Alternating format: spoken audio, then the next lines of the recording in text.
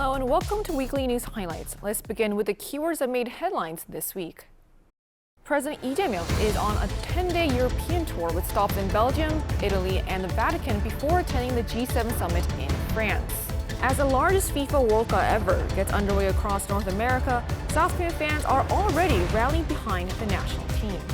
NVIDIA CEO Jensen Huang's visit to South Korea underscored the country's growing importance in the global AI race, with new partnerships spanning semiconductors, telecommunications, and manufacturing. Marking his first year in office, President Lee Jae-myung outlined his policy priorities at a press conference, vowing to strengthen South Korea's global standing and to pursue a phased path toward denuclearization. Our Blue House correspondent Yoon Jung-min reports. 2026년 올해를 세계 어떤 나라도 대신할 수 없는 대체 불가 대한민국의 담대한 꿈이 시작되는 해로 만들겠습니다. This was President Lee Jae-myung in a press conference on Monday at the Blue House, looking back on his 1 year in office and laying out what visions he has for the next year. Appearing in a tie representing his resolution from 1 year ago, he vowed to do his utmost in a nearly 3-hour-long press conference. On North Korea, he called for a halt in the regime's production of nuclear materials as a short-term goal and denuclearization as a long-term goal. President Lee assessed that Pyongyang continues making nuclear materials and upgrading its intercontinental ballistic missile capabilities to sustain the regime, even noting the possibility of exporting nuclear materials overseas. 저는 지금 현재 상태로 이 상황을 중단시키는 것만 해도 국제사회나 한반도에 도움이 된다고 생각해요. 그래서 제가 말씀드리는 것은 우리가 비핵화라는 목표를 포기하지 말자. Acknowledging that the inter-Korean ties have hit lows in recent years, the South Korean commander-in-chief vowed to continue the peace drive. On excess tax revenue generated for a global AI boom, he vowed to use it to seek future growth engines, such as semiconductors, to boost growth. 그래서 초과세수는 저희 생각으로는 가장 중점적으로는 미래 세대를 위한 또 대한민국의 성장 잠재력을 키우는 방향에 투자를 해야 되겠다. On the issue of distributing corporate windfall profits, which triggered recent wage disputes at Samsung Electronics, the president noted the need for a cautious approach. 해외의 유력한 첨단 기업들이 국내 투자를 꺼리게 되겠죠. 한국에 가면 영업이익률이 높으면 그중에 일부를 떼어서 하라는 사회적 압력이 있어 라고 하게 되면 그런 부담 있는 나라에 투자하는 게 좀 망설여지지 않겠어요? On curbing real estate speculation, he hinted at readjusting related tax rules in July. The president has been stressing the need for actual outcomes for this next year, as year 2 is deemed crucial within a 5-year South Korean presidential term. Yoon Jung-min, Arirang News. President Lee Jae-myung wrapped up his visit to Belgium with a summit at EU headquarters, where Seoul and Brussels strengthened cooperation on trade, security, and North Korea. Our correspondent Song Yoo-jin reports. President Lee Jae-myung's last stop in Brussels was the European Union headquarters, marking the first such visit by a Korean president in 8 years. There, he held talks with European Council President Antonio Costa and European Commission President Ursula von der Leyen. The summit concluded with a 36-point joint statement. One of the strongest messages concerned North Korea and Russia. The two sides strongly condemned what they described as illegal military cooperation between Pyongyang and Moscow. They also reaffirmed that North Korea will never be recognized as a nuclear weapon state and expressed concern over its nuclear and ballistic missile programs. 북핵 문제 해결과 한반도 평화 정착을 위해 유럽연합의 변함없는 지지와 건설적인 역할을 당부드렸고 우리 양측이 함께 협력해 나가기로 뜻을 모았습니다. Trade was another major focus. Korea and the EU, its third largest trading partner, signed a digital trade agreement. The 40-chapter deal replaces the e-commerce section of their free trade agreement, which took effect in 2011. It will ensure safe and reliable data flow. It will boost e-commerce, and it will harmonize our consumer protection standards. And with the EU set to tighten its steel safeguard measures from July, the Blue House says President Lee called for fair treatment for Korean steelmakers, citing Seoul's status as both a strategic and free trade partner. The revised rules will nearly halve tariff-free import quotas across 30 steel product categories, while shipments exceeding those limits will face a 50% tariff. On security, Korea and the EU agreed to launch negotiations on a security information agreement. This would establish a legal framework for sharing and protecting classified information, paving the way for closer industrial and defense cooperation. After wrapping up his 2-day visit to Belgium, President Lee has arrived in Italy, the second leg of his 10-day trip to Europe. His state visit begins with a meeting with Italian President Sergio Mattarella. 송유진, Arirang News. The latest summit between North Korean leader Kim Jong-un and Chinese leader Xi Jinping appears to have concluded with no prospects of Pyongyang's nuclear disarmament. Our foreign affairs correspondent Oh Seong reports. North Korea and China are continuing to showcase the political significance of President Xi Jinping's first visit to Pyongyang in 7 years, upon his return to Beijing. On Wednesday, North Korean state media devoted extensive coverage to the visit, with the ruling Workers' Party newspaper Rodong Sinmun filling 4 of its 6 pages with stories and photographs from the final day of Xi's trip. Across the top of its front page, the newspaper carried the slogan that the history and tradition of their bilateral friendship are eternally immortal. The message echoed the tone struck by Xi himself. After returning to China on Tuesday, Xi sent a message of thanks to North Korean leader Kim Jong-un, saying that the two sides had reached a series of important understandings and that China-North Korea relations had entered what he called a new historical journey. The visit produced a lengthy joint statement committing both sides to expanding strategic communication, practical cooperation and high-level exchanges. But one notable omission has drawn attention. Despite discussions on regional affairs and security, neither side publicly mentioned denuclearization, Korean Peninsula issues, or North Korea's nuclear program. Instead, the emphasis was on strengthening traditional ties and expanding cooperation across a wide range of sectors. Particular attention has focused on language, calling for increased exchanges between the two militaries. South Korea's Unification Ministry says this appears to be the first time military exchanges have been publicly referenced in a summit-level outcome document between Beijing and Pyongyang. I imagine military cooperation between China and North Korea will, as with all military cooperation, start incrementally. Something about, for example, cooperation on joint ammunition and logistical support component parts, joint development, for example, as a way for China to pursue some degree of technology transfer to the North Korean side. And North Korean side would see that as a gesture of confidence, also an employment opportunity.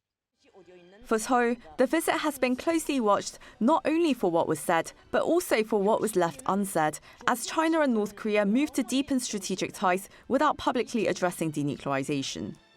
Oh Seong, Arirang News.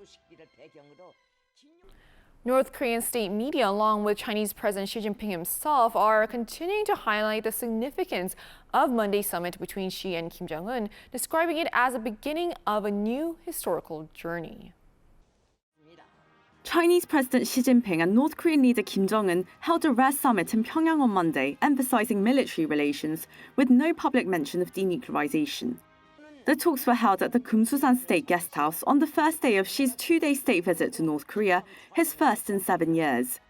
According to China's CCTV, Xi called for stronger political trust and practical cooperation, and also proposed closer exchanges in diplomacy, law enforcement, and military affairs.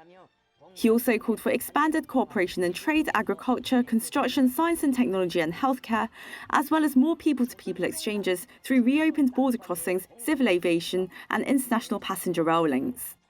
The North Korean Central News Agency said the two leaders agreed to open a new chapter in bilateral ties by strengthening high-level strategic communication and expanding exchanges across politics, the economy, and culture. However, the summit produced no reference to denuclearization, despite renewed attention on the issue, after Washington said last month that Presidents Donald Trump and Xi Jinping shared the goal of denuclearizing North Korea. Seoul had also been watching the visit closely, hoping China's engagement with Pyongyang could support peace and stability on the Korean Peninsula. China has absolutely no reason to aggressively push a denuclearization agenda. Seoul appears to be hoping that China can play a mediating role and help revive North Korea-US dialogue and even inter-Korean dialogue. We place a lot of expectations on mediation, but I do not think China is willing at this point to bear that burden. My sense is there's not going to be a big breakthrough on denuclearization or transformation on Korean Peninsula issues. She is likely not to ask Kim Jong-un to engage with Lee Jae-myung because Kim has made it clear it's an internal issue for North Korea, and this diplomacy will not be dictated by outsiders. Instead, the two leaders repeatedly emphasized strategic coordination, sovereignty, and security. Regarding the Kimchi summit, Seoul's Unification Ministry noted on Tuesday that it was the first time the two sides mentioned military exchanges, with defense chiefs also unusually present at the talks. Officials say the summit reaffirmed traditional ties while paving the way for expanded high-level cooperation. On Tuesday, Kim and-chi visited an educational facility in Pyongyang and the North Korea-China Friendship Tower, a monument honoring Chinese soldiers killed during the Korean War, before she's returned to Beijing. Oh Soo-young, Arirang News.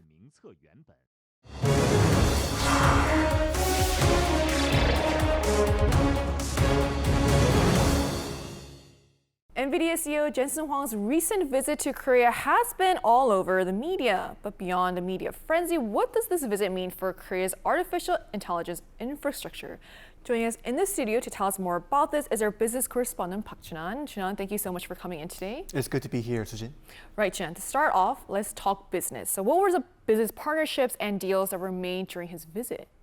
Right, Sujin, it was a massive series of partnerships. To put it simply, NVIDIA is deeply tying its infrastructure to Korea.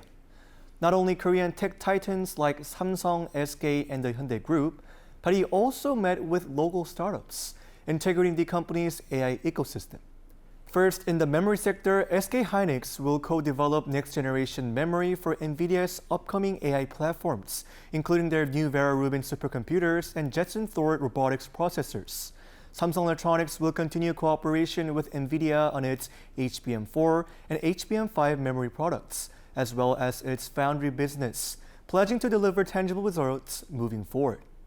Naver and NVIDIA are teaming up to jointly build gigawatt-class global AI factories, starting with a 55-megawatt facility next year and expanding up to a gigawatt. To give you an idea of the scale, Huang mentioned that 1 gigawatt of AI factory costs about 60 billion US dollars, which is around 91.5 trillion won.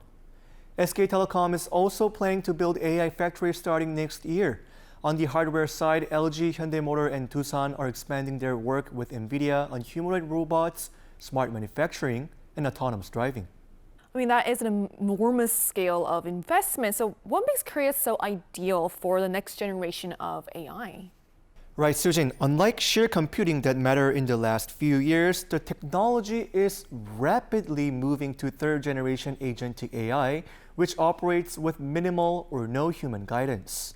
Also, the alliance was highlighted through fourth-generation physical AI partnerships, which refer to systems that interact with the real world through robots, autonomous vehicles, and other physical devices. According to Huang, Korea holds a distinct structural advantage in this next phase. Let's take a listen. Countries that are excellent at manufacturing and heavy industry are not good at software. Countries that are very good at software are not good at heavy industry. Korea is great at all of it. This is a unique situation. As he just mentioned, Korea is one of the very few places in the world that possesses world-class heavy industry, advanced electronics manufacturing, and top-tier software and AI research all at the same time. And that's why I'm guessing NVIDIA is invested in doing business with Korean companies. But at the same time, some experts have raised concerns that Korea might become too reliant on NVIDIA. Is this in any way a valid concern? Right, Sujin. So on one hand, Korea is now recognized as a full-stack partner for the world's most valuable company. However, the larger this alliance becomes, the more Korea's AI ecosystem could become structurally tied to NVIDIA's platforms and hardware. Let's take a listen to an AI professor from here in Korea. If NVIDIA's business priorities were to change, or if the company were to use its dominant market position to seek more favorable terms, Korean companies could have limited room to respond. Ultimately, it may be in Korea's interest to cooperate closely with NVIDIA while also maintaining enough independence to avoid becoming overly reliant on a single partner. The professor said that's why Korea is and should own AI models, a physical AI ecosystem, and cybersecurity capabilities, aiming to strengthen both national resilience and long-term industrial competitiveness.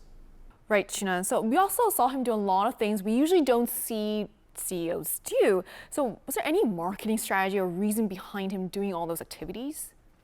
Well, it certainly looked like a fun trip, but behind this, every move was part of a carefully calculated business strategy. His visit to the PC Bang, an internet cafe, highlights that NVIDIA's early growth was heavily tied to Korea's PC gaming and esports culture. Meeting with gaming companies also shows that the industry is a vital experimental ground for AI in virtual environments. When he threw the ceremonial first pitch at a Tusan Bears baseball game, it wasn't just for fun. It was a strategic nod to his new robotics partnership with Tusan Robotics. Even the casual pork belly and soju dinner with the heads of SK, LG, and Naver founder was actually the starting point of forming a massive physical AI alliance in an informal setting. However, a marketing professor cautioned that there are still some risks to consider. Let's take a listen. It may seem like NVIDIA holds all the leverage, but from the company's perspective, few partners are as important as the suppliers it relies on in Korea. That is why building goodwill and strengthening ties here was such a key part of Hong's strategy. The professor added that for the general public with little interest in business, seeing a globally successful figure go out of his way to engage warmly with people and arrive bearing gifts can generate significant goodwill. All right, Jun, thank you so much for coming in today. Always a pleasure, Sujin.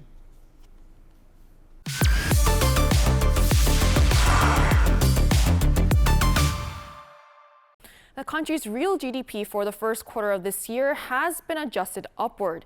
Despite external uncertainties, Korea has been doing better with its chip exports, even better than the Bank of Korea had predicted. Our economic correspondent Kim Do-yeon has more. Korea's real gross domestic product expanded 1.8% in the first quarter of 2026 compared to the previous quarter. According to the Bank of Korea's preliminary data released Tuesday, this represents a 0.1 percentage point upward revision from the central bank's advanced estimate. On a yearly basis, the economy grew 3.8%. The stronger reading was supported by final data indicating faster than expected progress in display and semiconductor investments. Overall facility investments surged 6.6%, while private consumption increased 0.6%. Exports advanced 5.9% on quarter, heavily backed by global demand for IT products like semiconductors. The 0.1 percentage point upward revision to the first quarter real GDP will act to raise the annual growth rate by 0.1 percentage point for the entire year. The most notable shift during the first quarter was the unprecedented surge in national income. Nominal GDP jumped 10.5% on quarter, marking the highest level since the first quarter of 1976. Real gross national income rose a record 9.2% from the previous quarter, sharply outpacing actual production growth. The central bank added that the GDP deflator rose 12.9% year-on-year due to the surge in semiconductor export prices, which significantly improved corporate profitability. The central bank attributed the unusual income surge directly to these improved terms of trade. As the price of our key export, semiconductors, has surpassed the price increases of energy like crude oil, our main import, an unusual situation has occurred where GDI has significantly outpaced GDP.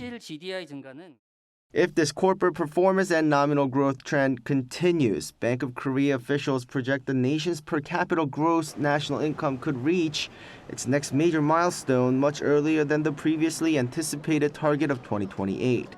For 2025, per capita GNI stood at $36,963. Kim Do-yeon, Arirang News. South Korea's job market has posted its first on-year decline in 17 months as prolonged instability in the Middle East dampens hiring and adds pressure on manufacturers.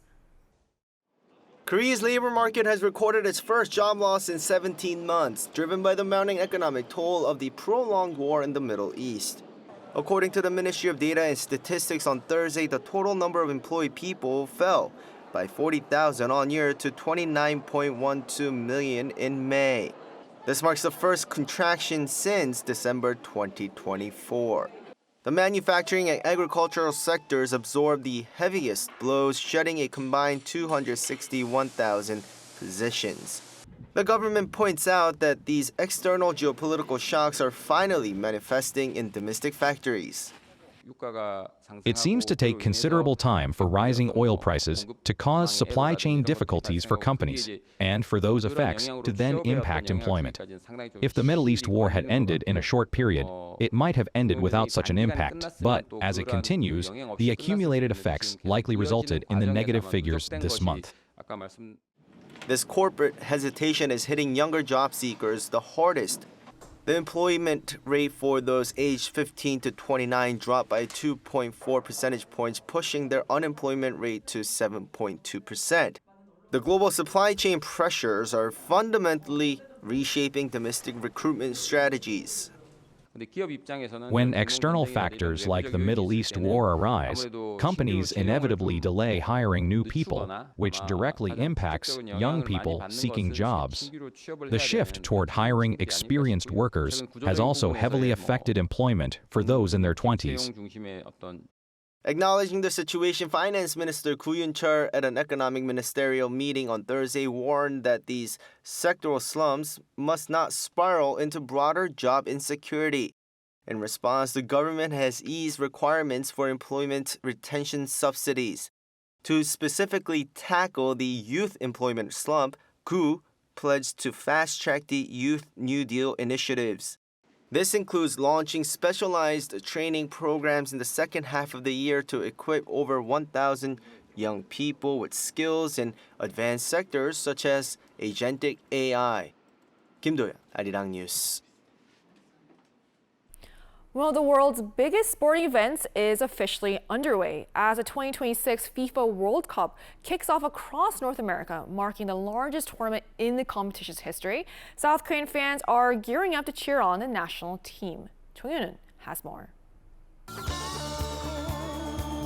In central Seoul, thousands of football fans dressed in red gathered at Gwanghwamun Square to support South Korea in its opening match of the FIFA World Cup 2026. Despite the early weekday kickoff, supporters filled the square waving flags and chanting in support of the national team. Known as the Red Devils, South Korea's official supporters group rose to global prominence during the country's historic run to the World Cup semifinals in 2002, and large-scale fan park events have become a hallmark since then. Fridays featured K-pop boy band Cortis performing the group's latest title track, Red Red. We were born in 2003, so we didn't get to experience the 2002 World Cup. We came out today because we wanted to feel the atmosphere from back then. The atmosphere remained electric throughout the match, with fans erupting in cheers at every attacking opportunity, crucial save, and key moment on the field. As South Korea secured a victory over Czechia in its opener, the crowd burst into celebration, chanting and embracing one another as the final whistle confirmed the result. We just turned 20 this year, so we came to Gwanghwamun to watch the World Cup. I'm really happy because South Korea won the match, and it feels like such a meaningful and memorable day for us. I'm really happy we won. Even in the hot weather, so many people came out to support the team, and it was great to cheer alongside fans from all over the world. After its first win on Friday, South Korea will take on host nation Mexico on June 19, before wrapping up the group stage against South Africa on June 25. Expectations are high for the Taeguk Warriors, who have now qualified for the World Cup 11 consecutive times and 12 times overall, extending their record as Asia's most frequent World Cup participants. While the road ahead remains challenging, fans remain hopeful that the team can carry this momentum forward and secure a place in the knockout stage. 조영은, Arirang News. That brings us to the end of Weekly News Highlights. Thank you for watching and enjoy the rest of your weekend.